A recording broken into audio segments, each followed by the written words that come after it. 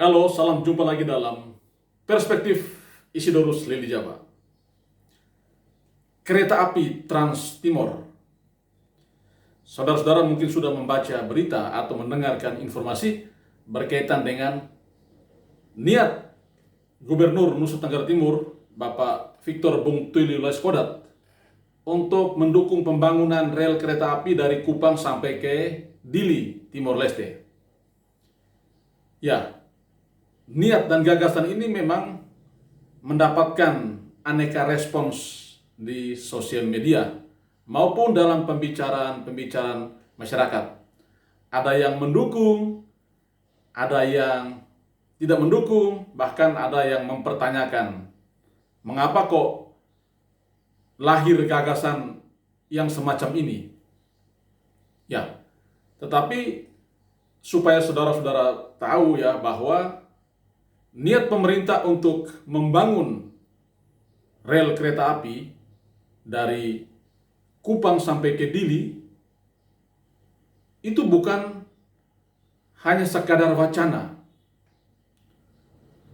Pada tahun 2021 sudah mulai dilakukan studi oleh instansi terkait dengan alokasi anggaran sebesar 2 miliar rupiah. Tetapi karena kita menghadapi pandemi COVID, maka proses studi itu dihentikan sementara. Dan kemungkinan akan dilanjutkan lagi ya setelah pandemi ini usai. Itu berarti bahwa ada keseriusan pemerintah untuk bagaimana mengembangkan moda transportasi kereta api di daratan timur, Timor Barat, sampai ke Timur Timur atau Timor Leste. Ya. Ada yang melihat ini hanya sekadar mimpi, sebagaimana mimpi-mimpi lain yang sudah pernah digagas dan dicetuskan oleh Gubernur Nusa Tenggara Timur. Tetapi saudara-saudara, saya mau memberikan sedikit perspektif ini. Ya. Menjadi pemimpin itu mesti menjadi pemimpi. Ya. Menjadi pemimpin itu mesti menjadi pemimpi. Karena itu kita butuh seorang pemimpin yang visioner, yang punya visi ke depan. Pemimpin yang visioner itulah pemimpin yang punya mimpi. Ya. Gubernur NTT punya mimpi besar agar suatu saat nanti di daratan timur ini lahir moda transportasi kereta api untuk menghubungkan Kupang dan Dili. Jadi menghubungkan berbagai aspek. Aspek ekonomi, aspek kebudayaan, ya, aspek sosial, aspek pendidikan, dan macam-macam kepentingan kita. Karena tentu dengan moda transportasi kereta api semuanya menjadi lebih cepat, lebih lancar, ya, lebih menampung banyak orang. Jadi itu tujuannya sekaligus mempererat ya relasi hubungan antar kedua negara. Namun pertanyaannya, apakah ini adalah mimpi yang tidak kebesaran atau mimpi yang bombastis? Saudara-saudara, sebagaimana saya katakan tadi, menjadi seorang pemimpin harus menjadi seorang pemimpi.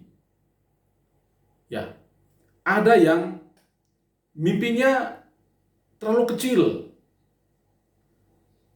ada yang mimpinya pas-pasan, ada yang mimpinya terlalu besar, sampai-sampai sulit direalisasikan. Itu mungkin nasibnya seperti janji-janji politik ya. Itu adalah mimpi juga, yang kalau disampaikan terlalu banyak, terlalu besar, akan menjadi sulit untuk direalisasikan. Tetapi sebenarnya kita membutuhkan pemimpin yang punya mimpi. Kadang-kadang kita mendapatkan pemimpin yang tidak berani bermimpi. Itu adalah kesialan. Sial kalau kita mendapatkan pemimpin yang bermimpi saja takut. Pemimpin harus berani bermimpi, harus punya visi untuk membangun daerah. Karena dia punya mimpi, dia berani melakukan terobosan-terobosan, berani melakukan pendekatan-pendekatan dengan berbagai pihak, agar mimpi itu menjadi kenyataan. Walaupun di sisi lain, kita juga sering mendapatkan pemimpin yang selalu bermimpi dengan hal-hal yang begitu besar. Mimpi-mimpi besar ini yang kalau tidak dikelola dengan baik akan sulit direalisasikan. Lalu publik akan dengan segera mengatakan bahwa pemimpin yang macam itu hanya bisa memberikan angin surga atau PHP. Ya, kita kembali ke persoalan kereta api. Ya, mungkin pada saatnya di daratan timur ini akan hadir moda transportasi kereta api. Pada suatu saat nanti, saya yakin itu bisa terjadi, tetapi tidak saat ini. Ya, mimpi itu baik, bahwa pada suatu saat nanti kita akan memiliki moda transportasi kereta api. Semuanya karena mulai dengan mimpi. Karena itu, apa yang disampaikan oleh gubernur ini sebagai mimpi, sebagai gagasan, sebagai ide, saya yakin ini baik, patut kita dukung. Walaupun tidak serta-merta itu diimplementasikan, butuh proses, butuh kajian, ya, butuh anggaran, butuh kebijakan, dan itu butuh waktu. Tetapi yang penting sudah punya mimpi, ya, sudah punya harapan, sudah punya visi bahwa suatu saat nanti di NTT, di daratan timur ini sudah lahir moda transportasi kereta api. Apalagi sudah mulai dilakukan studi kelayakan. Itu berarti sudah ada sedikit langkah maju. Nah, yang kita hindari di Nusa Tenggara Timur ini adalah dua tipe pemimpin. Yang pertama, pemimpin yang tidak berani bermimpi ataupun takut bermimpi. Sebagaimana saya katakan tadi, ini adalah kesialan bagi kita. Bagaimana mau membangun daerah kalau pemimpin itu takut bermimpi, takut mengambil risiko, takut membuat terobosan. Akhirnya daerah itu dari tahun ke tahun, dari waktu ke waktu, yang seperti itu saja, tidak mengalami perkembangan, tidak mengalami perubahan. Seperti itu saja dari dulu.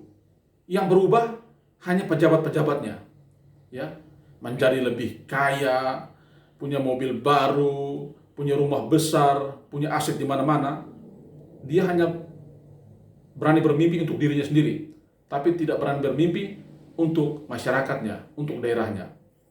Ini kesialan kita yang pertama, kalau mendapatkan pemimpin yang tidak berani bermimpi. Tetapi kita juga akan mendapatkan kesialan model kedua, kalau kita mendapatkan pemimpin yang terlalu banyak mimpi besarnya, yang setiap saat memproduksi mimpi-mimpi besar, tetapi menjadi sulit untuk direalisasikan, sulit untuk dilaksanakan, susah untuk diimplementasikan. Apalagi mimpi-mimpi besar itu tidak ditunjang dengan birokrasi yang respons, yang sigap untuk mengeksekusi. Itu fatal. Karena itu banyak pemimpin kita dinilai sebagai pembohong oleh publik karena memang tidak bisa merealisasikan apa yang mereka impikan itu. Nah, ini juga berbahaya. Karena itu, saudara-saudara, sebenarnya kita butuh pemimpin yang smart. Pemimpin yang smart itu adalah pemimpin yang punya visi, tetapi visinya smart. Apa itu smart? Dia bisa bermimpi, ya, bisa membuat program yang spesifik, ya, yang measurable, bisa diukur, bisa ditakar tingkat keberhasilannya, yang achievable, bisa dicapai. Jadi bikin program buat mimpi yang bisa dicapai, bisa dilaksanakan, bisa dilakukan. Jangan buat mimpi yang menghayal-menghayal saja, yang abstrak, itu susah. Lalu harus realistik. Bermimpilah yang realistis sesuai dengan konteks kita di NTT. Jangan bermimpi seperti Anda sedang berada di Amerika atau di Eropa. Dan yang terakhir, ya, dari formula SMART itu adalah time bound atau timeline. Harus ada target-target terukur, ya. Tenggang waktunya berapa lama, durasinya kapan mimpi itu menjadi kenyataan. Kalau dengan formula SMART ini dilaksanakan oleh pemimpin-pemimpin kita, maka saya yakin tidak akan ada mimpi-mimpi yang terlalu bombastis dan terlalu besar untuk publik yang justru tidak direalisasikan. Saudara, ya kita tentu tidak berharap ya mendapatkan pemimpin yang tidak berani bermimpi atau pemimpin yang terlalu banyak mimpi dan mimpinya bombastis-bombastis. Kita butuh pemimpin yang berani bermimpi, tetapi ya realistis, ya rasional, bisa diukur, bisa dicapai, dan tentu harus bisa dieksekusi. Ya, semoga rencana pembangunan rel kereta api Kupang-Dili ya suatu saat nanti bisa terwujud sehingga kita bisa menikmati perjalanan dari Kupang ke Timor Leste dengan moda kereta api. Oke, terima kasih sudah menyaksikan perspektif ini. Salam sehat, Tuhan memberkati.